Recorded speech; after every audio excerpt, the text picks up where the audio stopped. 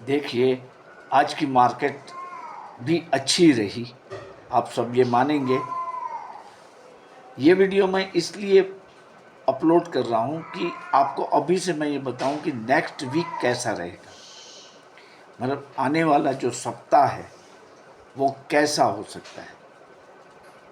आप सब खुश हो जाएंगे ये सुन के कि आने वाले सप्ताह में ही तेजी ही बरकरार रहेगी, क्योंकि कुछ फैक्टर्स ऐसे हैं जो बाजार को ऊपर की तरफ ही ले जाएंगे।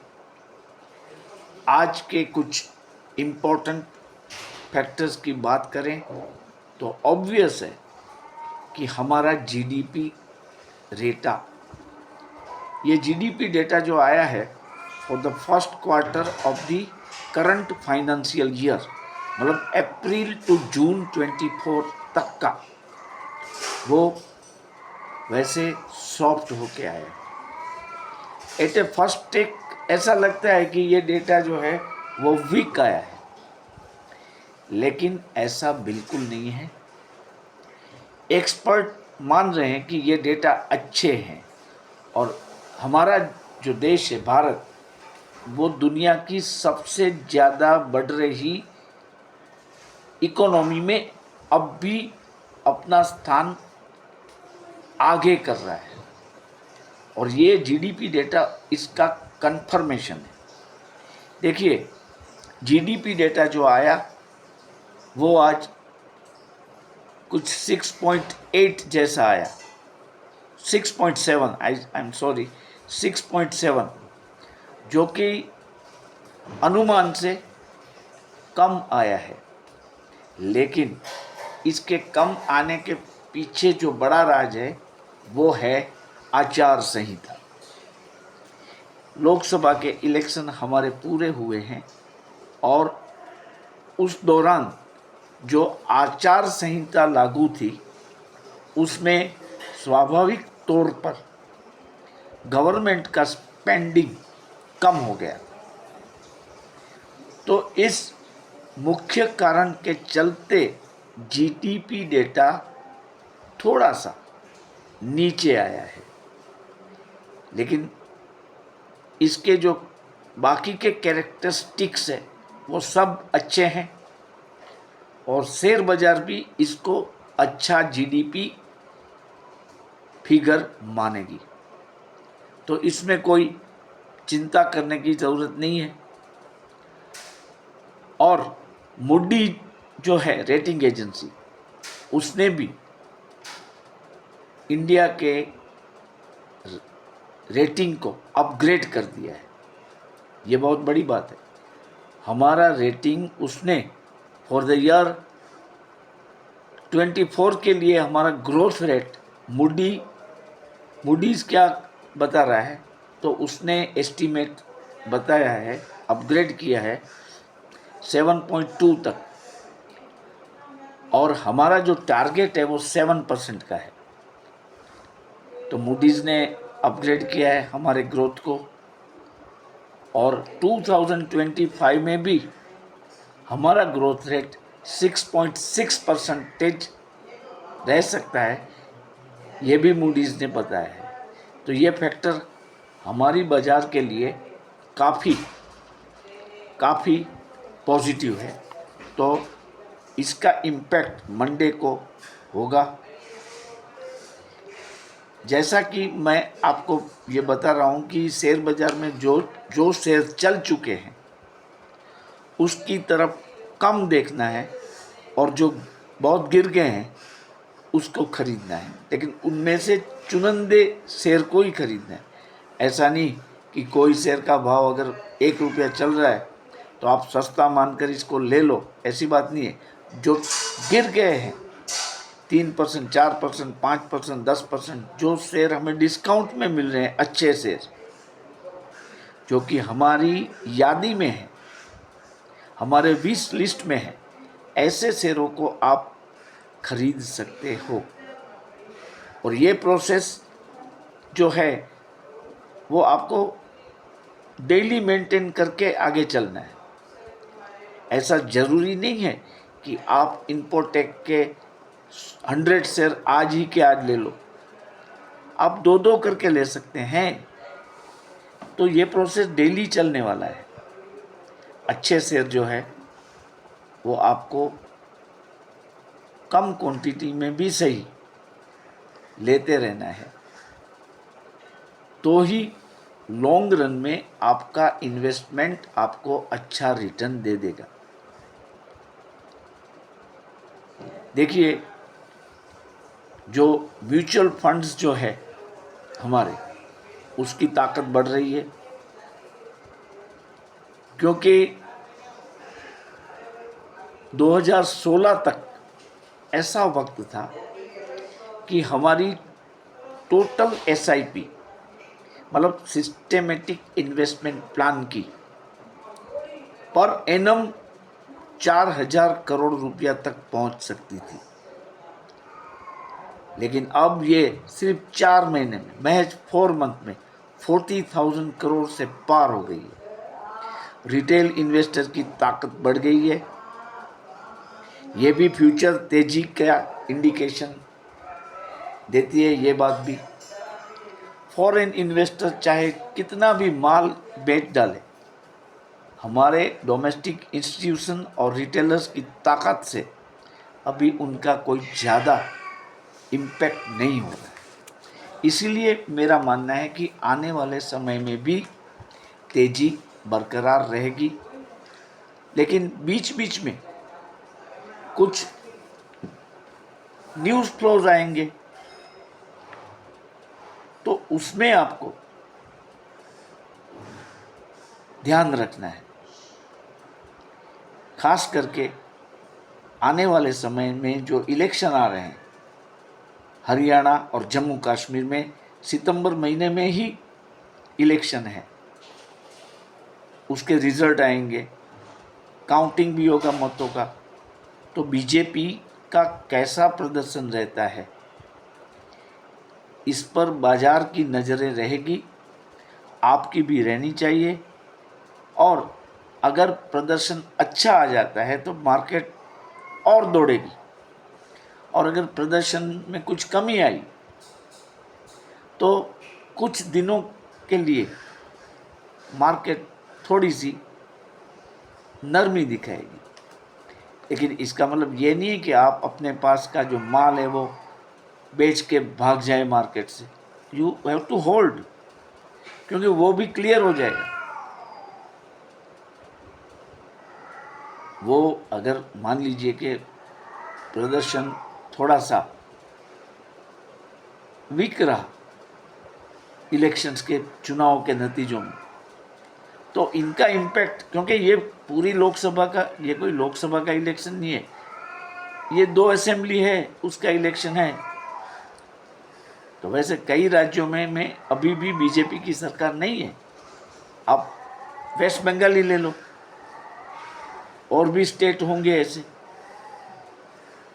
तो ये 2 राज्यों की जो चुनावी प्रक्रिया है, उसके समाप्त होने के बाद वोट काउंटिंग में अगर बीजेपी का प्रदर्शन कुछ फीका रहता है तो भी बड़ी चिंता की बात वो नहीं रहेगी। ये आप अल्टीमेटली ध्यान में रखें। फॉर ए टाइम बिंग जो भी इम्पैक्ट आए वो, लेकिन वो एक झटका खा के फिर मार्केट अपना गियर्स बदल देगा। और देखिए, एक बात यह है कि अदानी पोर्ट का जो शेयर है, Adani ports and special economic zone limited का जो शेयर है, वो आज करीबन 1.90% मतलब 2% तक गिरा है। ये गिरा है इसीलिए ही मैं आपको सजेस्ट करता हूँ कि आप इसके, आपकी शक्ति के मुताबिक, मान लीजिए 100 तो बहुत अमाउंट हो जाती है, 10 ले लीजिए, 5 ले लीजिए। हमारी दिवाली प्रॉफिट बुकिंग की जो बातें हैं, इसके तहत मैं ही बात कर रहा हूँ। तो अदानी पोर्ट में एक अच्छा डेवलपमेंट आया है कि एक ऑफशोर कंपनी है जो कि खास करके मिडल ईस्ट, फार ईस्ट एशिया, अफ्रीका और हमारे देश में वेसल मैनेजमेंट में काम करती है। और अदानी जी ने इस कंपनी, जिसका नाम है एस्ट्रो ऑफशोर, उसमें 80% हिस्सा खरीद लिया है। इससे अदानी जी को क्या फायदा होगा कि पोर्ट में हर जगह पे उनको ऑफशोर मैनेजमेंट में ये कंपनी इसके साथ काम करेगी। तो इससे क्या होगा कि अदानी पोर्ट के पास टोटल वेसल्स की जो नंबर है वो बढ़कर 168 हो जाएगी।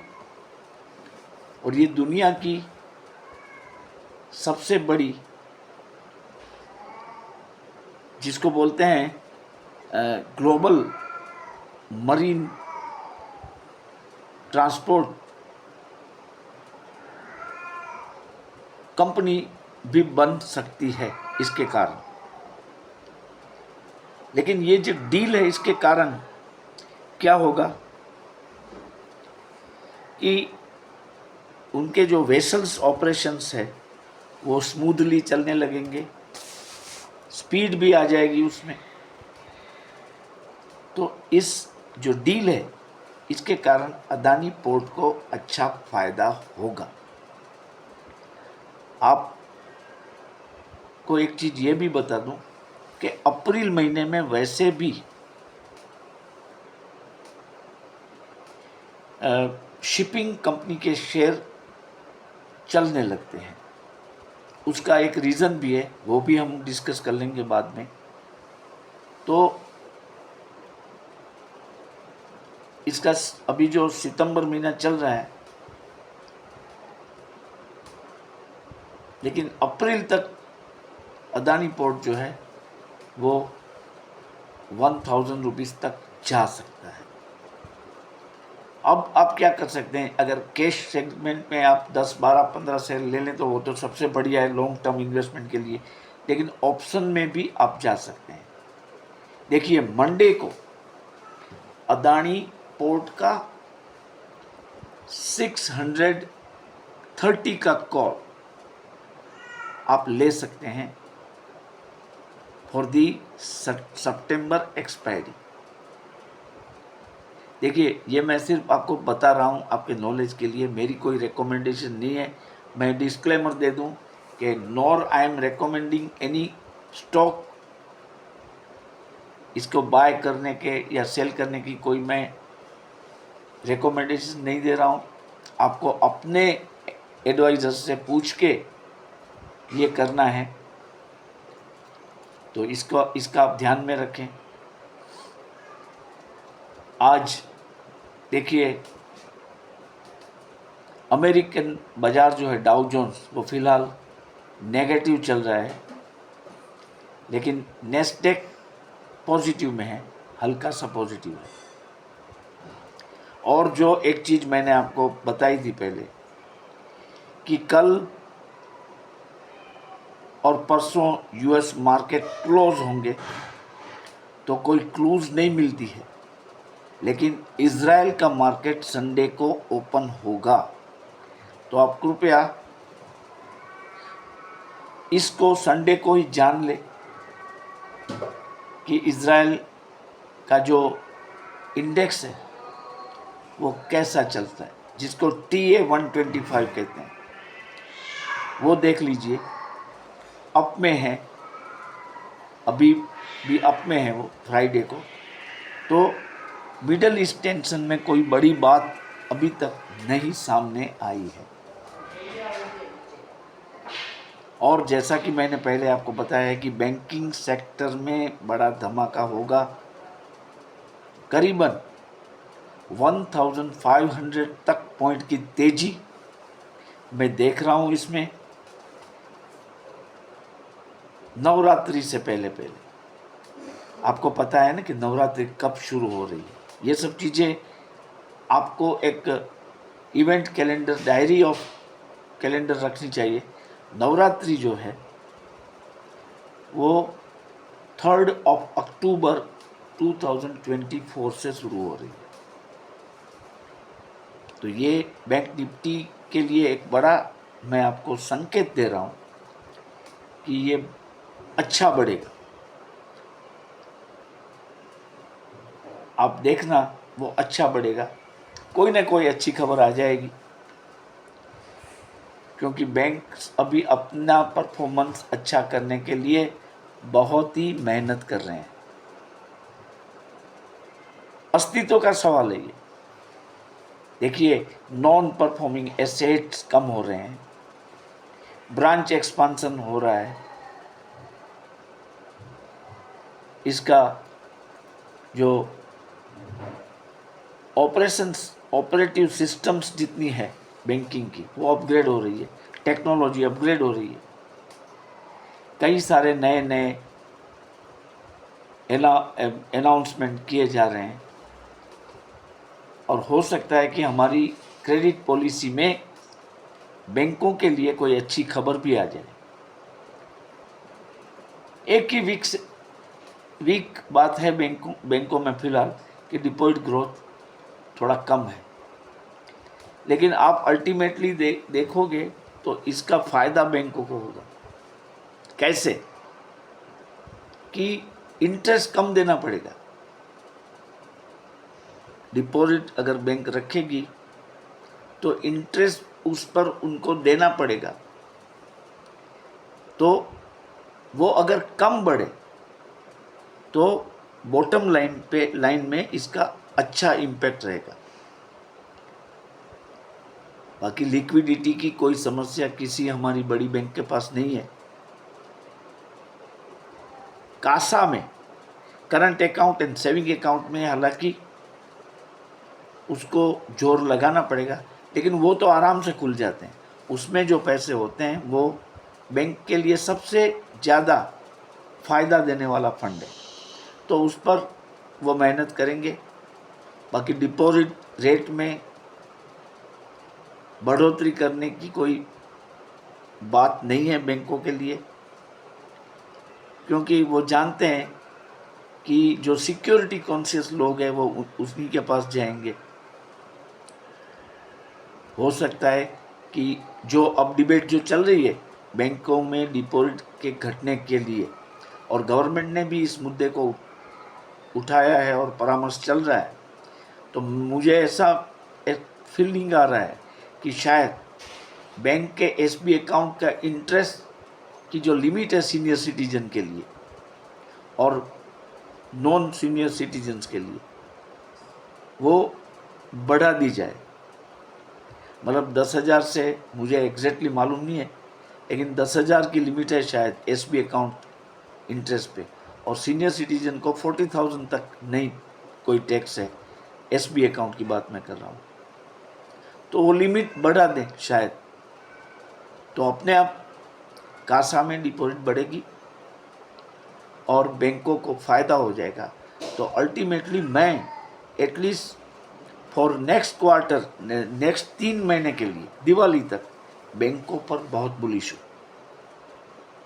देखिए, हमारा जो ये संवाद होता है वो हर बार ऐसा नहीं है कि निफ्टी में क्या होगा, बैंक निफ्टी में क्या होगा। हमें ओवरऑल उसका जो असेसमेंट करना है कि लॉन्ग टर्म में क्या इम्पैक्ट आएगा, वो भी हमें देखना है। तो बस आज इतना ही है। आशा है ये सब पॉइंट्स जो है वो आपके काम के आएंगे। आप इस पर अपनी ओर से और रिसर्च कर लें तो अच्छा रहेगा। कल कोई अगर अच्छा इवेंट आता है तो हम फिर मिलेंगे। और आज भी यहाँ साइक्लोन आसना की वार्निंग चल रही है। आज पूरा दिन विंड ऐसा ब्लो कर रहा था कि हम खड़े खड़े इंडेक्स ऊपर जाए या न जाए हम ऊपर जा सकते थे, किसी पेड़ पे पहुंच जाते सीधे। इतना पावरफुल विंड था।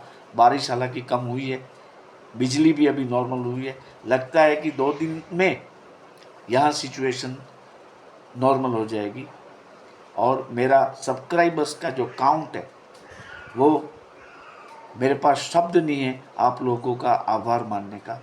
जब मैंने वो लास्ट देखा तो वो 705 पे मैं पहुंच गया हूँ। अभी सिर्फ 295 सब्सक्राइबर मुझे चाहिए कि मैं 1000 का जो मेरा मिनिमम जो टारगेट है वो पूरा कर लूँ। और वो टारगेट के साथ एक इमोशन जुड़ा हुआ है। मैंने ये जब चैनल शुरू करने का सोचा था, तभी मैंने सोचा कि अगर श्रावण वद अमास जो कि नज़दीक आ गई है तक मैं 1000 सब्सक्राइबर पूरा कर लूँ, क्योंकि ये दिन मेरे परम पूज्य पिताश्री का निर्वाण दिन है। तो मैं इस उम्मीद में बैठा हूँ कि शायद कुछ चमत्कार होगा, आप सब लोग कुछ चमत्कार करेंगे और मेरे सब्सक्राइबर जो है वो अगले 3 दिन तक, 3 दिन में 1000 प्लस हो जाएंगे। Okay, good night to all, thank you for watching me.